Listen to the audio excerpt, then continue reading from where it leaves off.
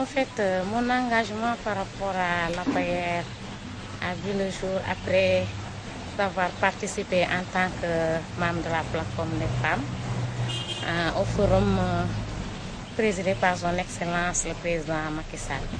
De là, j'ai vu à travers les exposés qu'il est vraiment engagé à travailler pour la Casamance naturelle.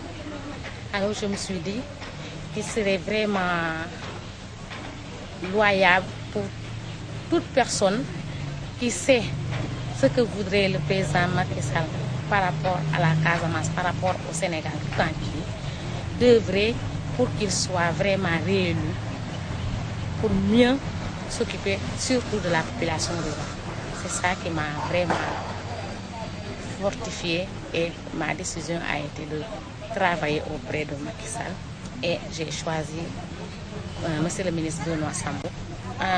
J'ai choisi le ministre Benoît Sambou parce qu'il m'a vraiment convaincu par rapport à sa façon de s'approcher de la population à travers ses œuvres. Donc j'ai vu qu'il faisait des visites de proximité à la population. Et de là, j'ai dit, mieux on s'approche de la population, mieux on est vraiment sensible par rapport à leurs besoins et à leur prise en charge. Voilà ce qui m'a motivé à travailler avec lui. Il est proche de sa population. À la première rencontre avec lui, il m'a accueilli à bras ouverts. En ce moment-là, je n'étais pas responsable. J'étais partie seulement pour le rencontrer. Mais la façon dont il m'a accueilli, il n'y avait pas de protocole, il n'y avait rien. J'ai compris que voilà ces gens que nous voudrions. Parce que, comme on dit bien, comme l'adage le dit bien, l'habit ne fait pas le moine. Hein? Donc, il a vraiment été vraiment humble. Il m'a accueilli et il m'a écouté. Donc, pour dire une anecdote, je lui ai dit, moi je ne sais pas faire de la politique, mais j'ai voulu travailler pour fortifier ce que le président Macky Sall est en train de faire. Donc, et de là, il m'a rassuré en me disant, en politique, il n'y a pas une école. Il suffit de participer à la réflexion, c'est ça qu'on voulait, participer à la réflexion et à la bonne marche de la vie politique. Je milite à Lindiane et là, je dirais que de tout le temps, je m'approche des jeunes à travers ce que j'ai été. En tant que jeune, je ne suis jamais restée les bras croisés par rapport à la vie de la cité. Donc, quand j'ai voulu m'engager dans la politique, j'ai eu à causer non seulement avec d'autres personnes qui m'ont précédé dans la vie politique.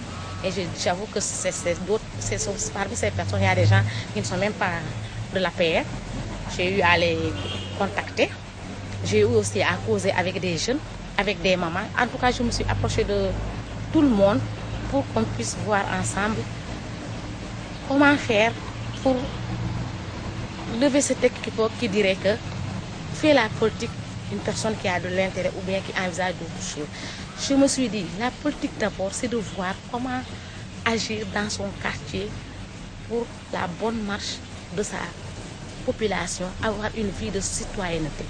D'ailleurs, c'est ce qui fait qu'à mon entrée politique, je ne me suis pas limitée à faire seulement une entrée politique. Nous avons eu le matin à faire un investissement humain, chose qu'on a voulu pérenniser avec les jeunes du coin.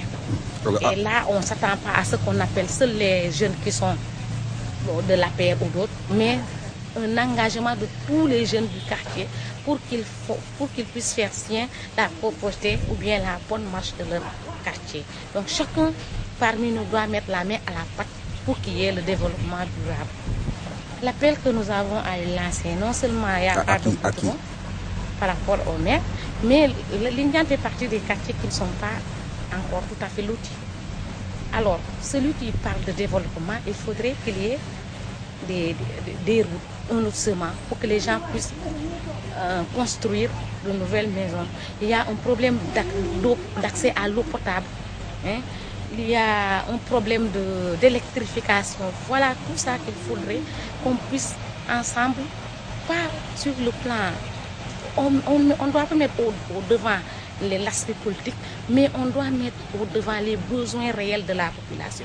Et aujourd'hui, qui parle de développement, il y a l'électrification, il y a l'accès à l'eau potable et même l'assainissement. Tout ça, ça prend en charge ce volet-là.